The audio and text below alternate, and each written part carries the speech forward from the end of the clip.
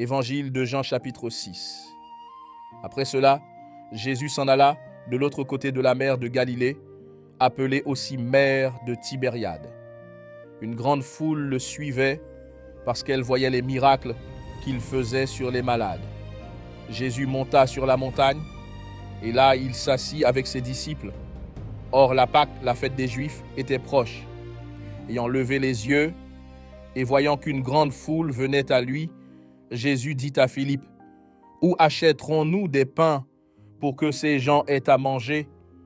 Il disait cela pour l'éprouver, car il savait ce qu'il allait faire.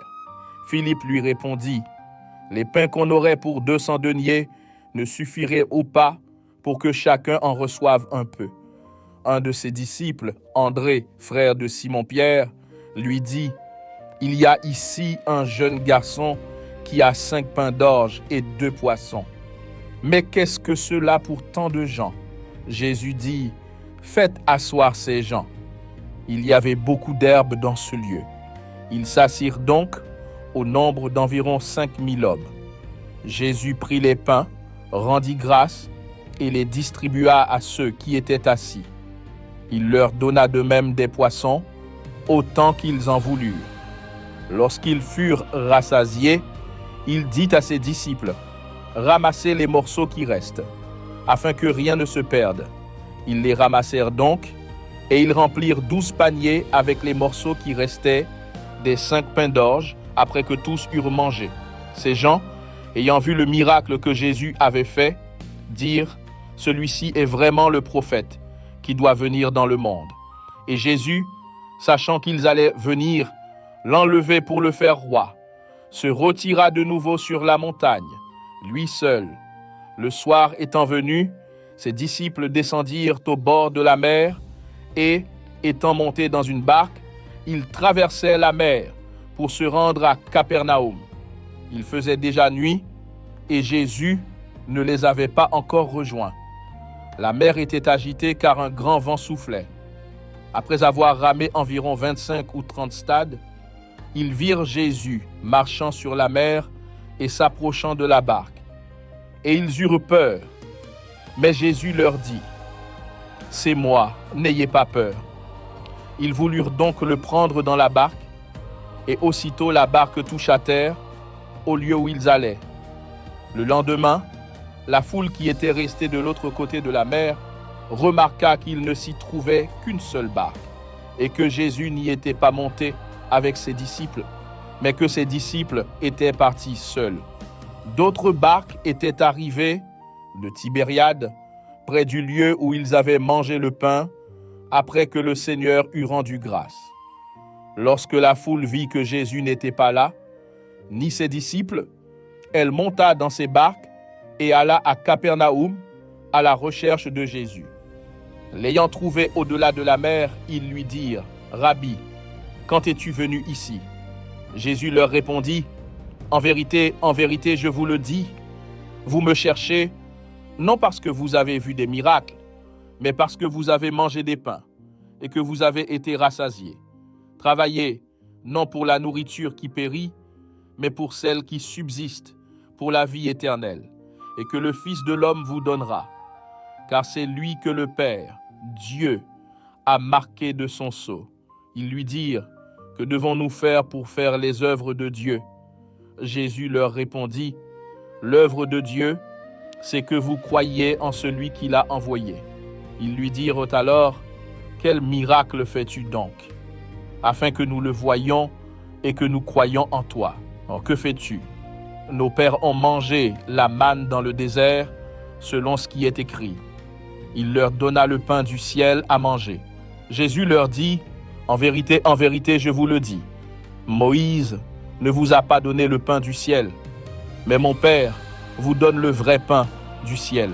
Car le pain de Dieu, c'est celui qui descend du ciel et qui donne la vie au monde. » Ils lui dirent, « Seigneur, donne-nous toujours ce pain-là. » Jésus leur dit, « Je suis le pain de la vie. Celui qui vient à moi n'aura jamais faim, et celui qui croit en moi n'aura jamais soif. Mais je vous l'ai dit, vous m'avez vu, et vous ne croyez point.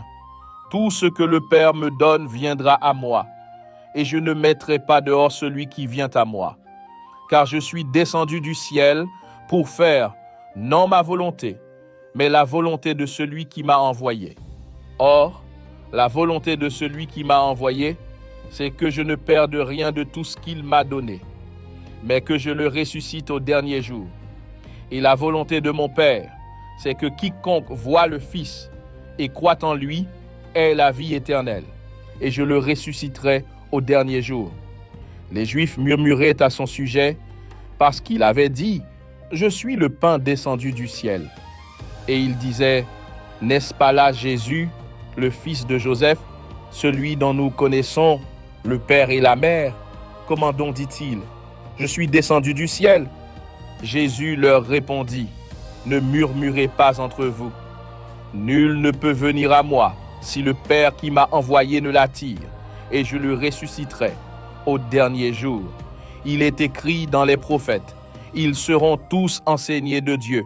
Ainsi, quiconque a entendu le Père et a reçu son enseignement vient à moi.